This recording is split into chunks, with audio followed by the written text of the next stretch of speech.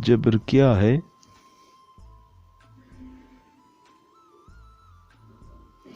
یہ عربی زبان کا لفظ ہے جس کا مطلب ہے زور، زبردستی یا ظلم۔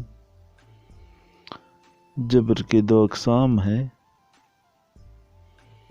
ایک وہ جبر جو ہم خود پر کرتے ہیں جس سے ہم اپنے نفسانی خواہشات کو قابو میں کرتے ہیں، جو کہ صحیح ہے، جس کی اجازت ہمیں اسلام بھی دیتا ہے۔ دوسرا وہ جبر جو کوئی دوسرا ہم پر یا ہم کسی پر کرتے ہیں، جس کے ذریعے ہم کسی کو یا کوئی ہمیں بے جا تکلیف دیتا ہے، جو سراسر غلط ہے اور اسلام بھی اس کی اجازت نہیں دیتا۔